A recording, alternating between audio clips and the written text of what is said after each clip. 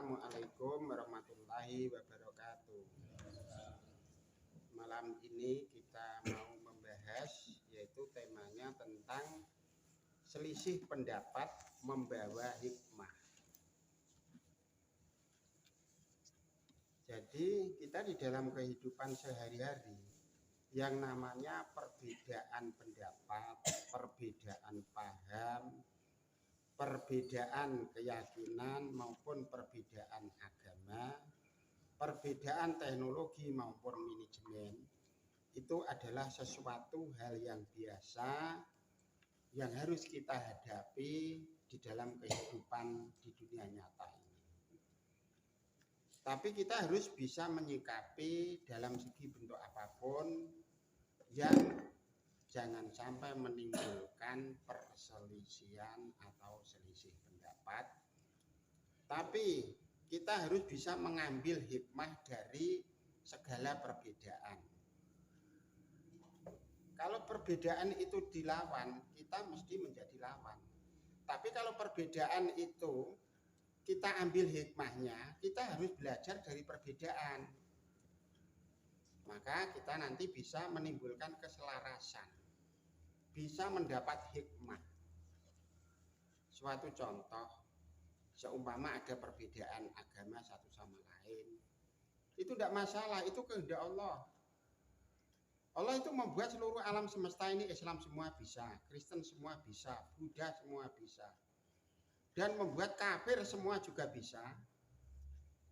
Jadi intinya segala perbedaan, segala apa yang terjadi di muka bumi itu semuanya adalah kehendak Allah. Nah, kita sebagai makhluk harus bisa menerima perbedaan itu semua, wong itu kehendak Allah. Padahal kita di muka bumi ini sama-sama ujian. Segala bentuk apapun, kita itu bentuknya adalah sama-sama ujian. Dengan kapasitas dan ujian yang tidak sama, soalnya berbeda-beda, agamanya berbeda-beda, akhlaknya pun berbeda-beda. Tapi semuanya itu adalah untuk mencari ridho Allah dan syafaat Rasul-Rasulnya. Sebenarnya perbedaan itu tidak ada, wong itu semua kehendak Allah. Seperti perbedaan agama. Agama sebanyak ini yang menciptakan Tuhannya satu, yaitu Allah. Loh, kok ada perbedaan? Itu adalah kita harus bisa mengambil hikmah. Kenapa dibuat berbeda-beda? Kita harus tahu untuk membedakan mana yang pas bagi diri kita, itulah yang kita jalankan. Kalau tidak pas dengan diri kita, pahamnya tidak sama, tidak usah. Wong itu hanya masing-masing. Kita mencari jalan surga itu tidak hanya satu. Ibaratnya jalan menuju surga itu berjuta-juta, tidak harus sama menuju surga. Dan kebenaran itu hanya hak Allah. Manusia tidak boleh menentukan akulah yang paling benar, akulah yang paling pinter, atau kitalah yang paling tepat. Jangan sekali-kali, itu adalah suatu kesombongan. Padahal segala sesuatu itu adalah Allah yang menentukan. Jadi kita tidak mempunyai hak untuk menyalahkan satu sama lain, membedakan satu sama lain. Apabila kita menjumpai perbedaan-perbedaan, kita harus belajar lebih banyak. Tidak usah kita menyalahkan satu sama lain. Diri kita sendirilah yang harus belajar bagaimana titik perbedaan. Maka di sini titik akhirnya adalah menimbulkan hikmah yang baik bagi kita. Seperti ujian kita. Setiap hari itu setiap manusia satu, iblisnya 1000. Nah, supaya iman kita itu berbobot, harus dicemari 1000 iblis. Itu baru iman kita berbobot, benar-benar iman yang teruji dengan tipu daya 1000 iblis. Jadi setiap satu manusia itu yang mengganggu adalah 1000 iblis. Maka kita kalau tidak hati-hati akan tergelincir. Maka kita intinya tidak boleh sombong, merasa,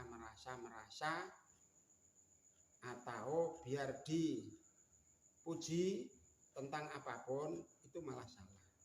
Kita mengambil jalan yang terendah, mengambil jalan yang terjelek, akhirnya malah menjadi yang terbaik. Tapi kalau mencari jalan yang terbaik, segala-galanya mencari jalan yang merasa dirinya lebih, itu malah menjadi kesombongan. Ya, akhirnya kita pulang menuju alam abadi akan membawa nilai yang kosong, sebab kesombongan itu bukan milik kita. Kita harus lewat jalan akhlakul karimah, berbudi luhur, andap asor, dan seterusnya. Itulah jalan kita. Tidak boleh kita istilahnya menyalahkan satu sama lain, agama satu sama lain, paham satu sama lain. Seperti contoh perjalanan kita, dari segala agama apa aku tahu dan punya kitabnya semua, tapi aku tidak pernah menyalahkan satu sama lain. Temanku banyak, dari agama apa saja kita bisa berteman. Kita bisa mengambil hikmah dari beberapa agama dan bisa mengambil hikmah dari beberapa paham dan keyakinan.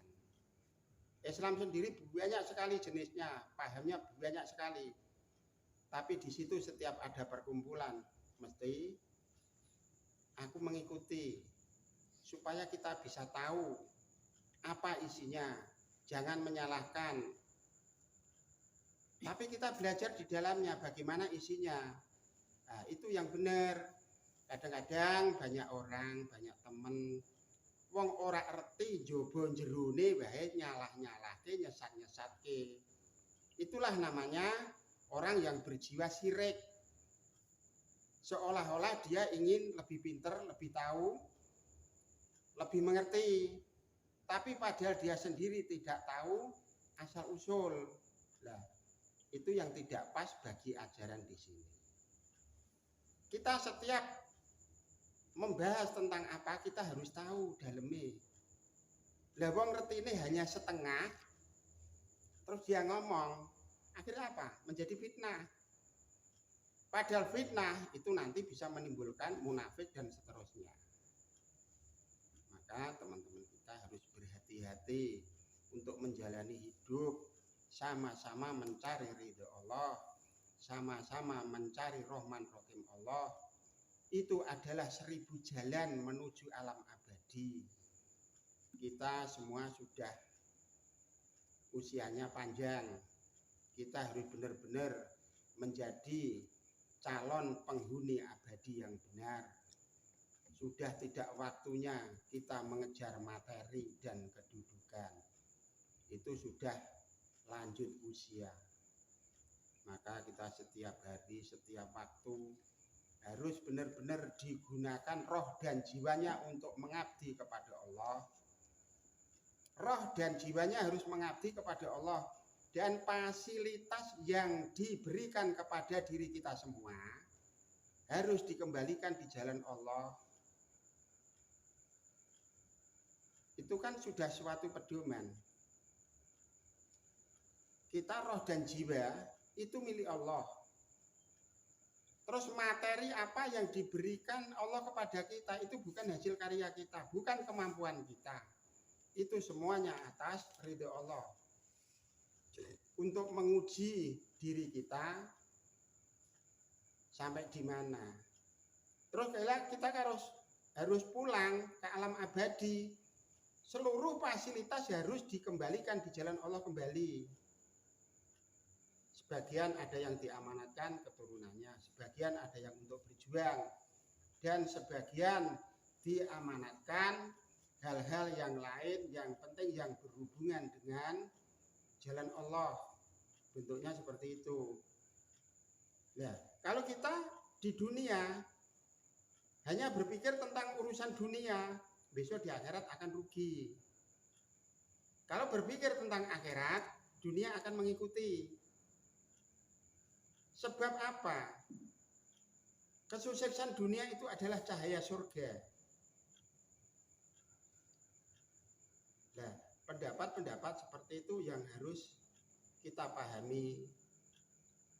Jangan kita terus belajar agama asal-asalan, belajar segala-galanya tentang kehidupan asal-asalan. Kita akan rugi, tidak ada nilainya di akhirat nanti. Saya kira malam ini cukup sekian. Assalamualaikum warahmatullahi wabarakatuh.